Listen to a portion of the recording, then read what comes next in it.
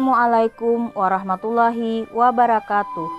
Halo sahabat Latsar, perkenalkan kami peserta Latsar tahun 2021 Kabupaten Tabalong, BPSDM Provinsi Kalimantan Selatan, Angkatan 31, Kelompok 1, Subkelompok 2 yang terdiri dari Rini Herliani, Idayani, Reswan Hafizi, Mislawati, Muhammad Ihsan akan mempresentasikan jurnal learning nasionalisme yang sudah kami buat.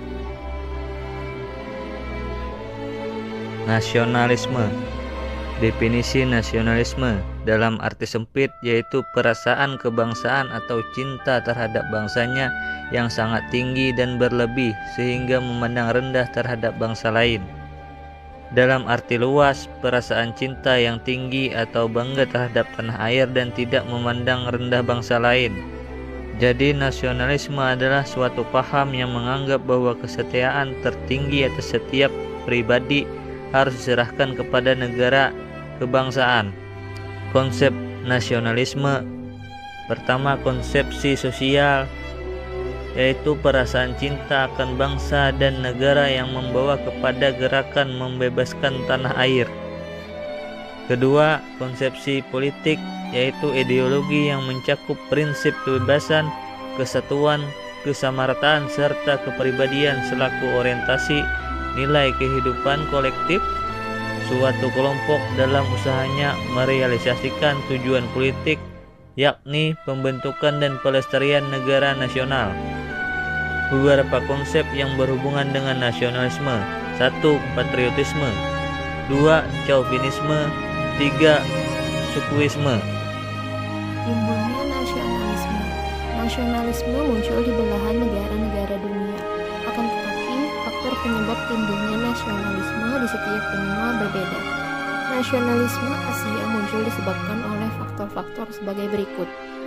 Adanya kenangan akan kejayaan masa lalu, imperialisme, pengaruh paham revolusi Perancis, adanya kemenangan Jepang atas Rusia, piagam Atlantic Charter, timbulnya golongan terpelajar. Adapun tujuan nasionalisme yaitu menjamin kemauan dan kekuatan mempertahankan masyarakat nasional melawan musuh dari luar sehingga melahirkan semangat rela berkorban. Menghilangkan ekstremisme, tuntutan yang berlebihan dari warga negara, individu atau kelompok. Dampak nasionalisme. Nasionalisme yang muncul di berbagai negara membawa dampak yang beraneka ragam. Dampak munculnya nasionalisme di beberapa negara sebagai berikut. 1. Timbulnya negara nasional. 2. Imperialisme atau sistem politik yang bertujuan menjajah negara lain untuk mendapatkan kekuasaan dan keuntungan yang lebih besar. 3. Peperangan. 4. Proteksionisme. 5. Akibat sosial. Yang berikutnya yaitu faktor pendorong munculnya nasionalisme di Indonesia. Munculnya nasionalisme pada masyarakat Indonesia dipengaruhi oleh faktor dari dalam atau faktor intern dan faktor dari luar atau faktor ekstern. Faktor intern yang mempengaruhi munculnya nasionalisme diantaranya yaitu timbulnya kembali golongan pertengahan yaitu kaum terpelajar, adanya penderitaan dan kesengsaraan yang dialami oleh seluruh rakyat dalam berbagai bidang kehidupan, dan adanya pengaruh golongan peranakan. Kemudian faktor ekstern atau faktor dari luar yang mempengaruhi munculnya nasionalisme Indonesia adalah diantaranya lahirnya paham-paham modern dari Eropa seperti liberalisme, humanisme, nasionalisme, dan komunisme. Kemudian adanya gerakan pan-islamisme dan pergerakan bangsa terjajah di Asia. Kemudian yang berikutnya yaitu fase nasionalisme. Pertama, gerakan kebangkitan nasionalisme Indonesia dalam dinamika sejarah diawali oleh Budi Utomo di tahun 1908 dengan dimotori oleh para mahasiswa kedokteran Stovia, sekolah anak para priai di Jawa, yang disediakan oleh Belanda di Jakarta. Yang kedua yaitu kebangkitan nasionalisme tahun 1928, yakni 20 tahun pasca kebangkitan nasional, di mana kesadaran untuk menyatukan bangsa, negara, dan bahasa ke dalam satu yaitu Indonesia telah disadari oleh para pemuda yang sudah mulai terkotak-kotak dengan organisasi kedaerahan seperti Jong Java, Jong Sumatera, dan yang lain sebagainya. Kemudian diwujudkan secara nyata dengan menyelenggarakan Sumpah Pemuda di tahun 1928. Ketiga, masa revolusi fisik kemerdekaan. Peranan nyata para pemuda pada masa revolusi fisik kemerdekaan nampak ketika mereka menyandra Soekarno-Hatta ke Rengas Dengklok agar segera memproklamirkan kemerdekaan Indonesia. Mereka sangat bersemangat untuk mewujudkan nation state yang berdaulat dalam kerangka kemerdekaan. Yang keempat, perkembangan nasionalisme tahun 1966 yang menandai tatanan baru dalam pemerintahan Indonesia. Selama 20 tahun pasca kemerdekaan, terjadi huru-hara pemberontakan Gestapo dan eksesnya. Tampaknya tanpa peran besar mahasiswa dan organisasi pemuda, serta organisasi sosial kemasyarakatan, Soeharto dan para tentara sulit bisa memperoleh kekuasaan dari penguasa Orde Lama Soekarno. Tetapi sayang, penguasa Orde Baru mencapakan para pemuda dan mahasiswa yang telah menjadi motor utama pendorong terbentuknya NKRI tersebut.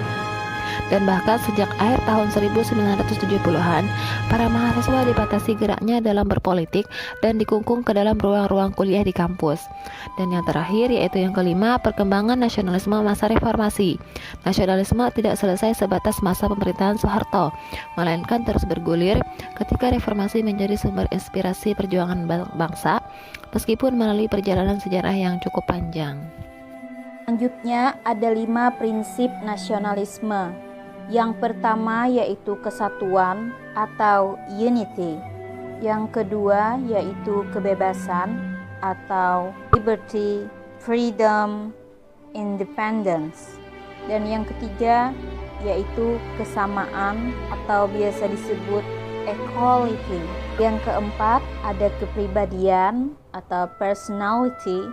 Dan yang kelima yaitu prestasi atau achievement. Di sini kami juga memaparkan beberapa contoh implementasi nilai nasionalisme ASN yang sesuai dengan Pancasila sebagai dasar negara kita.